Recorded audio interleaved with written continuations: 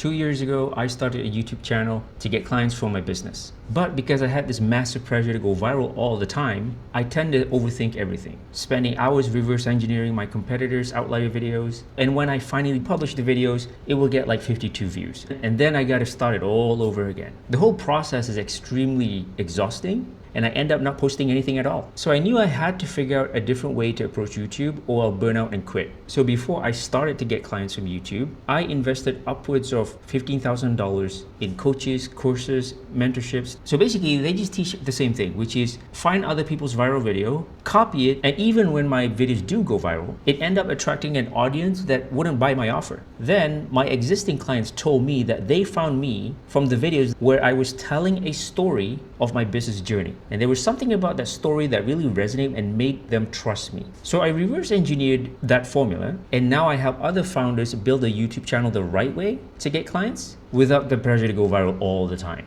So at the end of our time together, you'll have a very clear roadmap on how to build your YouTube channel. Within 4 weeks, that'll start attracting clients who want to work with you specifically and will pay whatever price you put on your website. All right, so let's start with the first point. One of the most common mistakes a lot of business owners make is that they're using YouTube to get clients, but they're following YouTube creator advice. And I paid for a lot of YouTube coaches, consultants, and mentorship, and I even joined this one lady who used to work for YouTube London office. Then she quit and launched her own YouTube consulting business, and they all just tell the same thing. They didn't tell me anything I didn't know. Basically just find something that's working for others and copy it. That's the gist. But here's the problem with trying to go viral. You'll end up making the exact same content as everybody else, because everybody's feeding that algorithm. But oftentimes, what the algorithm wants is nothing to do with what you want, which is clients. So on this path of me trying to go viral, I felt like I'm trying to play this viral lottery game, which you have no control of, by the way. So this whole copying viral video strategy, it really dilutes your authority as a thought leader, because you're now a trend follower, not a trendsetter, right? Thought leaders, they're trailblazers. And to make it worse, I tie my self-worth to the performance of the video. And when I try to go viral and it has like 52 views, that's how I value myself, as a failure. And so many times I felt like I want to quit my business because I thought I wasn't good enough. So anyways, one of my mentors who's not a YouTube marketing bro said to me, I'm going to pull up the screenshot here. Helmy, right off the bat, you're in an extremely competitive niche. The video that went viral for you, you were talking about something new, the editing style, or something extremely specific, teleprompter skills, or VSL that drove X dollars, so it broke through. The videos lately have been very broad. So the one where you're talking about getting laid off 3 times was one of the higher performance because it had a more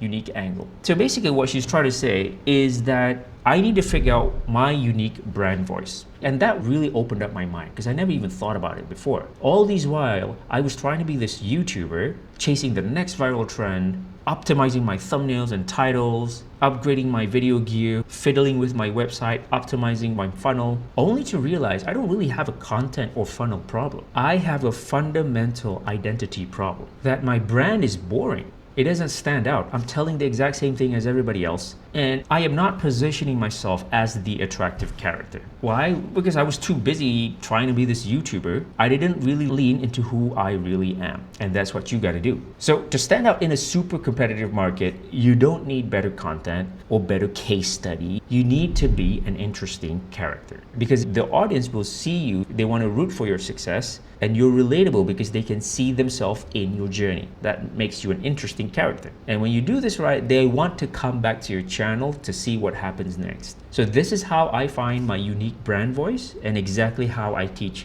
my paying clients. So I'm going to tell you a story of one of my clients. Her name is Hani. So she is a KonMari consultant. If you don't know what that is, there's this Japanese lady really famous on Netflix that teaches people how to declutter their home. Okay, so my friend Hani joined her course so she can also become a certified KonMari consultant and run the decluttering business on her own. So when I started working with Hani, she didn't have a YouTube channel. She started on Instagram, didn't even post videos. She was posting just random quotes. And she came to me for help because she needs more clients. So when I started to search KonMari consultants, apparently there's so many of them and they all look the same. they were all a carbon copy of the OG Japanese lady. They all trying to copy her style, the way she talks, her vibe, everything was exactly the same, including my friend. So we went on a 1 hour call, and on that call, I really asked my friend Honey, like, how did she get started with all this? Like, what was the trigger point? What happened to the point that you're doing this business that you're doing right now? She didn't know how to tell her story, but I asked her a bunch of prompts that slowly made her more comfortable to share a little bit more and more. She told me that she actually has a really high paying job. All her other colleagues spend their money on flashy things. And my friend felt like she had to keep up with everybody. So she keeps buying all the stuff that she doesn't really need. And as a result of that, her house is full of stuff that she never even opens from the box. So her house is cluttered. So that's where she found this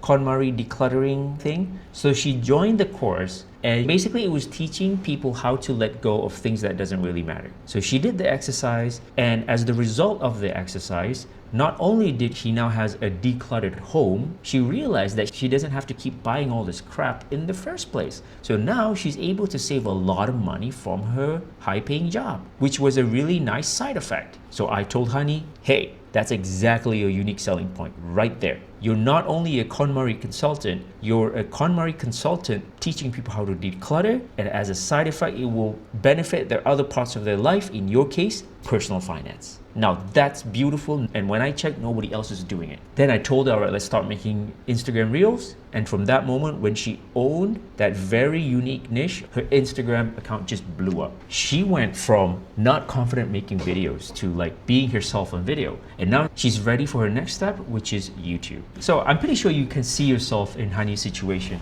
And the first thing you got to do for yourself is to figure out your channel narrative. You can think of this as, what is the purpose of your channel? For most of you watching this, you're likely a business owner trying to get clients from YouTube. So your narrative should be along the lines of, I'm on a mission to achieve something. So answer yourself this question. I will transfer my viewers' life by fill in the blanks. Okay, so ideally, you also want to include a contrarian take on an established niche. Let me give you my example. I'm on a mission to help founders get clients from YouTube without becoming a YouTuber. Okay, so that gives a very clear purpose of the channel. So if somebody looks at my channel, they know immediately what I'm about. And then the strong contrarian take here is that I'm going to teach you how to get clients from YouTube without becoming a YouTuber. So the contradiction makes it interesting. So what about you? What's your channel narrative? Leave a comment down below. So now that you have a channel with a clear narrative or purpose, your next move is to give people a reason to listen to you in the first place and not listen to another channel. So to fix this, you need to figure out what makes you an interesting or an attractive character. And we're not talking about physical attractiveness here. And for some of you, I know you probably think, well, there's nothing really interesting about me, and that's where you're wrong. Because all you need to do is answer this one simple question. I am doing your previous channel narrative because fill in the blanks. So to help you answer this,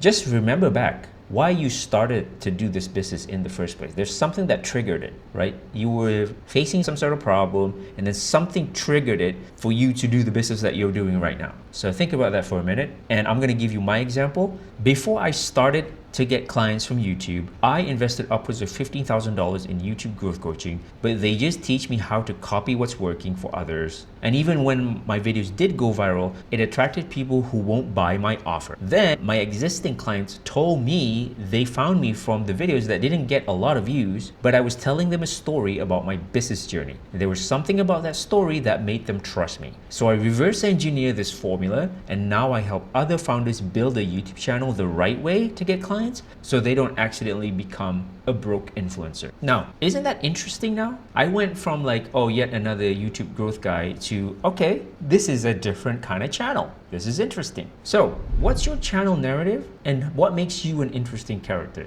Share in the comment down below. So at some point I was really pushing myself to post videos regularly, but eventually I'm gonna run out of content in my pipeline. Oh, I haven't posted in a week or two. I need something right now. And I always dread the what should I post next question. So your content as a business owner must do 3 things. Number 1, you need to attract the right people, okay? So this means most likely you're not gonna go viral. And that's okay, you gotta accept that because you're a business owner, you're not an influencer. Number 2, you need to shatter their current assumptions on something. Number 3, you gotta position you as the authority with the answer to shatter that assumption, okay? So instead of we look for content ideas from other people's viral videos, Here's how to find content ideas so it would attract your best fit clients. 2 ways. Number one, you're gonna answer questions from your existing clients or talking to prospects on sales calls. The question that they ask you, and especially on a call, you have a call transcript, all the stuff they ask you there, that's a gold mine of video ideas. And number two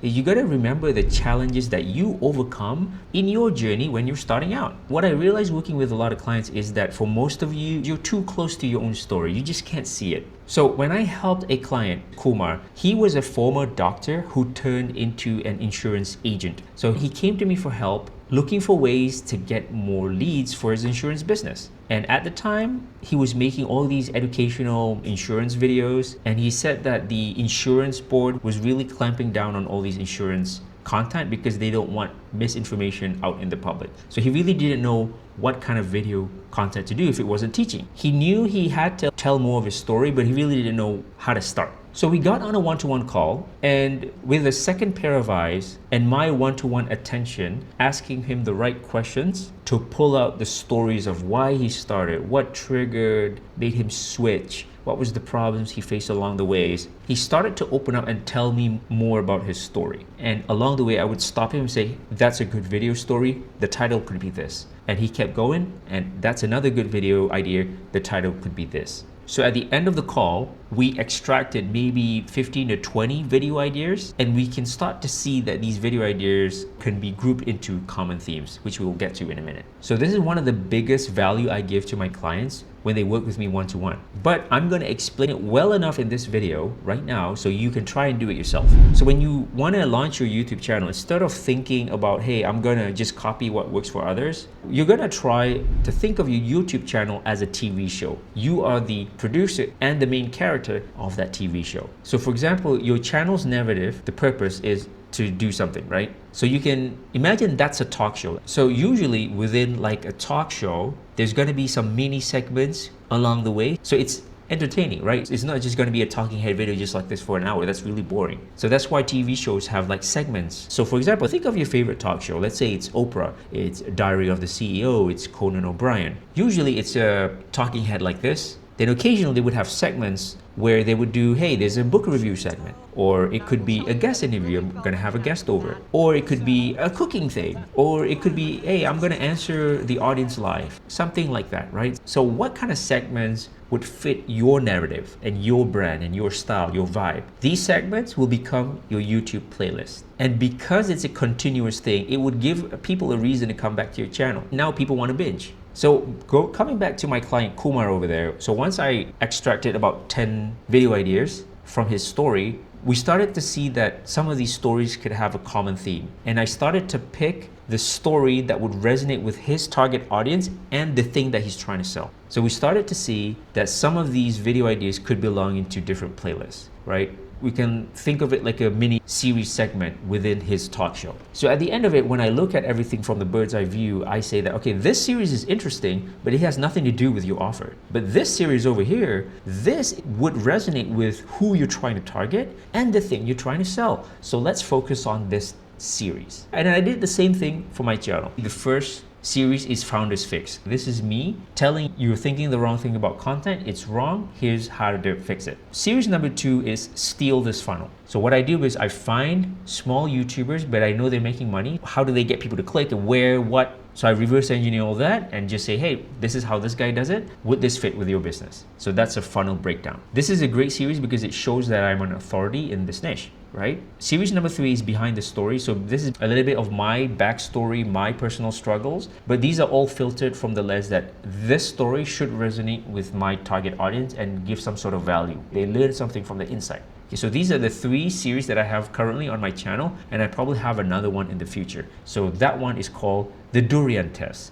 That's a challenge. So in June, in about 2 months, my in-laws have a durian orchard. So all the durians gonna fall off the tree, and then they gotta figure out how to sell these durians. So far, they don't have a marketing system. So I was thinking of launching a new brand, which is me, making some sort of video to create a bunch of stories of my journey trying to promote that durian farm. So people would follow that series because it's a live challenge. What's going to happen week 1, week 2, week 3. People always love challenges. It gives you a reason to come back, what's going to happen next and what's going to happen next. So this is sparking some ideas for you. What ideas for your series that you have? Comment down below. All right, so now you're all amped up to start producing YouTube videos for your business. And I used to think that I need to buy the latest, best gear. And it's so easy to get carried away with all these YouTuber gear reviews. Because I used to be the gearhead guy. I bought the camera. Then once I have the camera, like, oh, I need to buy the lens. And once I have the lens, oh, I need to buy this filter. And then once after that, oh, I need to have this light. And then I need to have the tripod for the light. It's just never ending.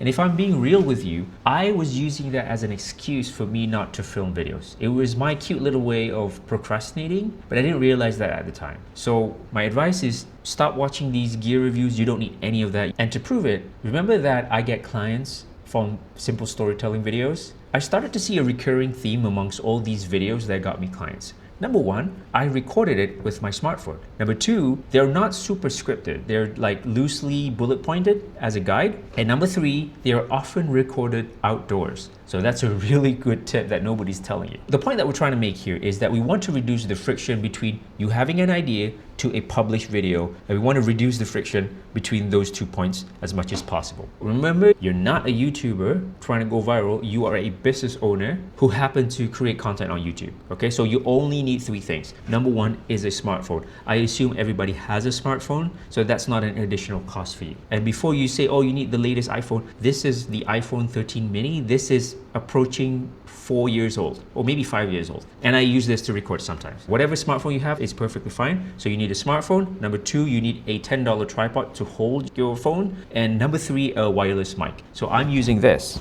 the DJI Mic Mini. This is probably about $60. So $60 mic plus the $10 tripod, that's 70 bucks to set you up, okay? Trust me, this is the only gear you need. So the other friction that you will face is the editing part. Yes, you can hire an editor, but when you're starting out, you either don't have the budget to hire the editor, or you don't want to deal with finding an editor, going back and forth, because that's a lot of work on top of you running your business, right? So when you end up creating talking head videos like this, you set the camera on the table and it's going to be a 10-20 minute video. You have to put in B-rolls in between, which is stuff that you put on screen to make it visually interesting and make it easy to digest. But it just takes so much time and effort to try to find that footage. But I did some experiment, like I tried to record outdoors, and that basically just solved all of my editing problems. So I did this video right here where I went back to my grandma's, and it was in the middle of a rice paddy field. It was absolutely beautiful, and I thought like, hey, I gotta record a video here. This is amazing.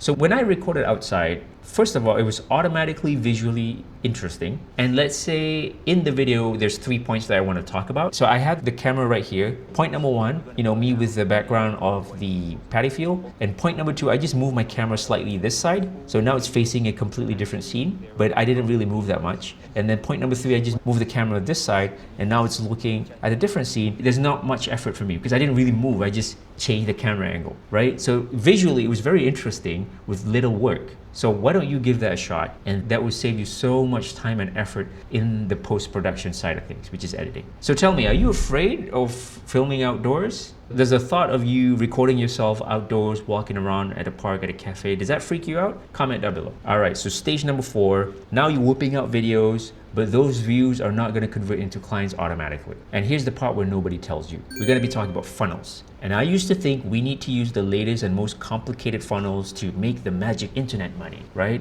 And I subscribe to these complicated funnel software like GSL that costs $99 a month. And I had all these landing pages, the lead magnets, the upsells, downsells, order bumps, tripwire offers. These are all the things that all the marketing bros, the coaches tell me, oh, you need this, you need this, you need this, and then this flow, that flow. What I realized is that if you follow these marketing funnel bro nerds advice, is that it will 100% overcomplicate your plan. It's gonna overwhelm you. It's gonna take your time and energy away from doing the thing that actually moves the needle in your business. Here's the truth. If you can only do one thing, let's say right now, Monday morning, I got 3 hours. What do I do to move the needle in my business? I could either optimize my funnel, fiddle with my website, the back end, the upsell, downsell offer thing, or I could just make more YouTube videos. So if you have these 2 options, like you have 3 hours right now to focus on one thing, what would you do? Comment down below. So from my experience, people would find me from one of my videos.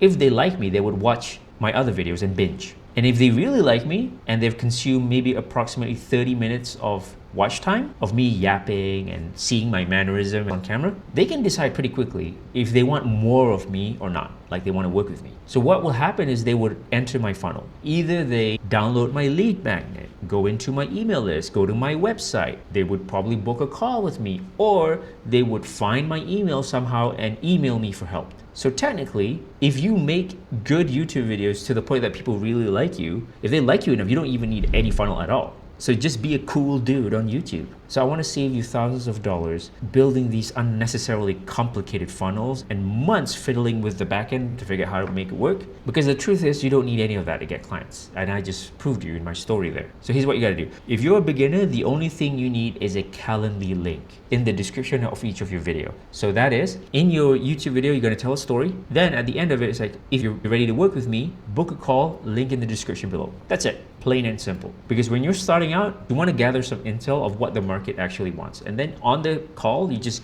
propose something and see if they react or not. And let's say if you are more of an established brand, you already have an offer, then you need 2 links in the description of each video. Number 1 is a link to your lead magnet, which is a free helpful thing you can give to your audience in exchange for an email. So now they're in your email list. And number 2, for warmer leads who've been binging your stuff and they're ready to work with you, give a link to your 1-page website explaining what your offer is, who you help, proof it works for others, and a button to book a call with you. And I used to think that I need a proper website, WordPress, and all the plugin and all the complicated things at the back end, but it's such a giant pain in the butt. Luckily nowadays though, there are software like Kits and MailerLite that can collect emails and host your website very simply. And that's exactly what I'm using right now. And I only have to pay $10 a month, which is a pretty good deal and simplifies my life a lot. So once you get all this set up, all you have to do now is just keep making YouTube videos. So that's the 4-step overview on how anyone can get clients from YouTube without the pressure of trying to go viral all the time. So if you watched this far and you feel like what I'm saying makes sense to you and you like my vibe, you want to work with me so you can grow faster, apply now, link in the description below, where we can work one-to-one together. But if you're still not sure, answer yourself these 3 questions. Number 1, will this strategy that I just shared get you closer to your goals? Number 2, would me helping you with it increase your chances of success versus doing it out on your own? And number 3, can you figure out how to make the investment work? If you say no to any of these, it's probably not the right time for us right now, and that's perfectly fine. But if you said yes to all 3, you owe it to yourself to at least apply, and we'll see if you're a great fit moving forward. See you in the next video. Bye-bye.